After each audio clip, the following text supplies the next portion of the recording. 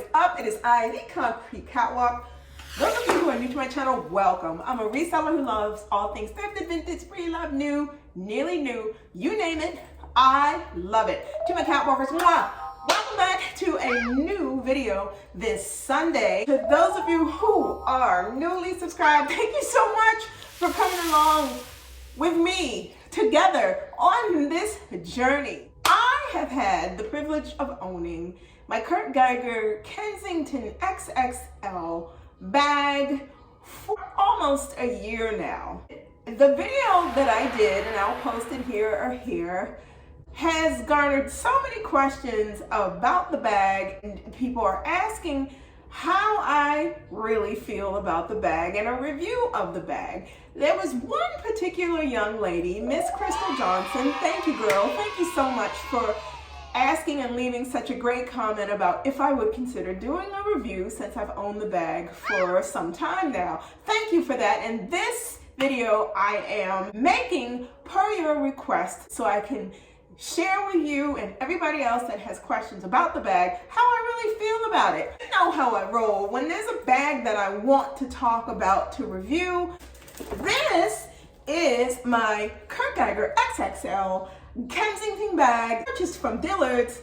She is beautiful, all lambskin. Instead of getting into all of the measurements about the bag, because this is really about the bag, I am going to leave where I got it from, and I'm going to leave her measurements in the description box below. I'm going to sit her here. Now, you may recall I purchased this Chanel, which is considered a soft, classic, pleated, quilted, flat bag. This is the bag that I'm going to be pulling things out of and transferring into this. So let's get to the process. So coming out of my bag first, hand lotion. You guys know me, it is winter, I need it. I get ashy, I get very dry. I don't like that look. This is my trusty, I never leave home without it, Chanel card holder. A mask is traveling in here. This lychee gum, you guys, from Trident has become the front runner favorite.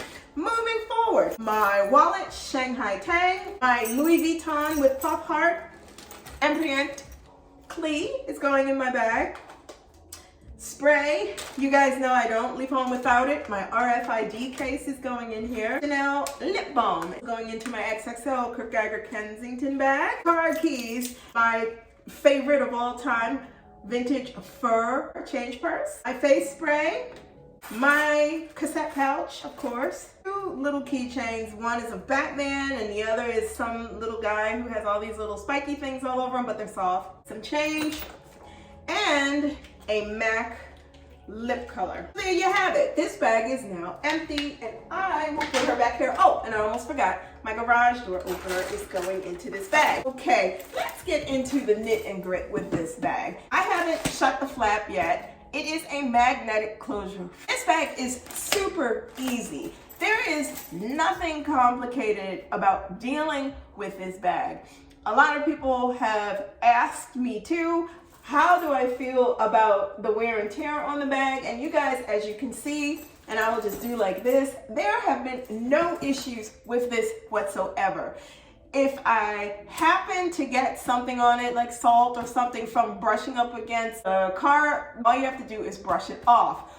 The lambskin on this has held up surprisingly well. This bag has been something that I have reached for quite a lot, and I'm actually really surprised that I have reached for it a lot. I think it's because it is so easy. It is not complex. Opening it up, people have asked, do these chains get in the way? The chains do not get in the way because this is expandable. You can open this up. I'll have a chain around maxi that has the same type of opening. It's easy to get in and out of, and this is no different. There are two compartments. You have the front part, you also have the back part, and there is a slip pocket back here. I'll just pull it so you can see. If you wanted to put your phone in there, or if I wanted to put my RFID case in there, if I wanted to put my card holder in here.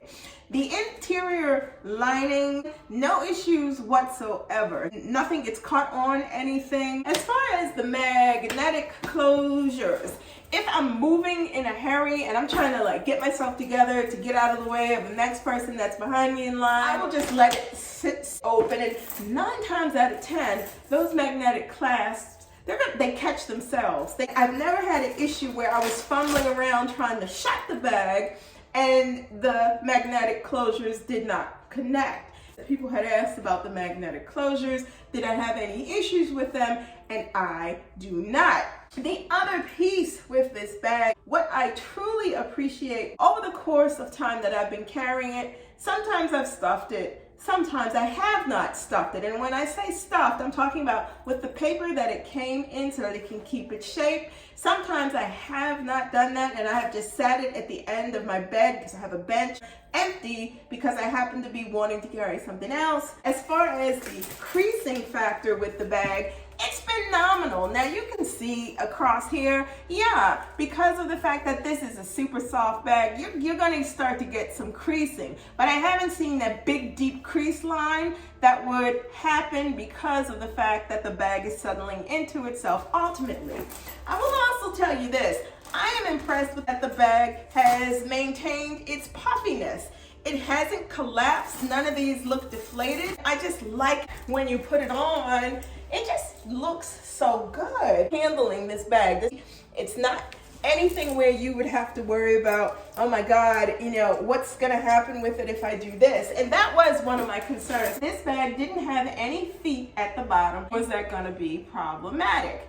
It has not been problematic at all. This has been one of the better performing handbags that I own, especially for a black, soft, lambskin leather bag that you would just think would be an issue. We all know what happens to Chanel bags. This bag behind me is a perfect example. There's rubble in the corners, there's rub at the flap areas.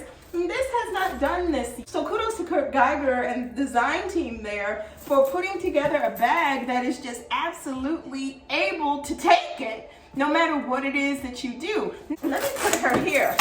There are some people who are still on the fence about this Kurt Geiger XXL bag. I will say this to you who are teeter-tottering about the decision. There is a fine line between having ultimate, super nice, luxurious bags and having a really nice, high-end, not necessarily designer bag, but something that gets right to that point, but is at a price point that works for everybody. I think every woman wants a bag that is not only luxurious and looks great when being carried, but also has durability and practicality to it. This is that bag. It ticks all those boxes where you're looking for something that is all leather, you're looking for something that has all the bells and whistles, that when you carry it, it is going to, sometimes and essentially it does, it's a head turner. With regards to the touches that were added to the bag, the eagle head, brushed bronze, chains, and the lambskin handles, which by the way, have held up magnificently as well. No issues with this, no peeling on the edges, nothing. There are no stretch issues with regards to where I would call them D-rings, meet the connects on the lambskin handles. You guys, I can't even say enough about having this. This is a perfect bag to take. This holds up in all types of weather. It could be raining, it could be cold, it could be whatever.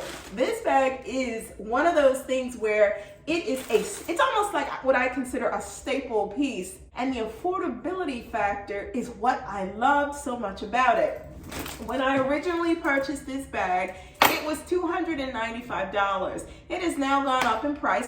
This bag currently is $345 on Dillard's site. And I believe on the Kurt Geiger site, the bag is probably a little bit more than that. I have not checked recently, so I don't know if the price has increased again on Kurt Geiger's site, but if you really want this bag, you can also find it at Bloomingdale's. I will leave a link to Bloomingdale's in the description box below as well. But my overall impression of this bag from day one of ownership to real-time current, as I sit and talk to you guys today, I love this bag.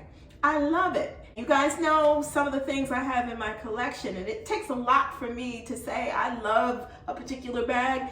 I love the fact that this bag, the wear and tear on this, the affordability of it, the way that it looks, the way that it feels, much more expensive than what you would expect to get at a price point like that. Hands down. That's my feeling about it. I am so happy that I purchased it. I am so happy that it is in my handbag collection, and I wanted to share my feelings with you guys about it. Let me know in the comments below, those of you who own the Kurt Geiger bag and you've had it for some time, what has been your feeling about it? Has it been good?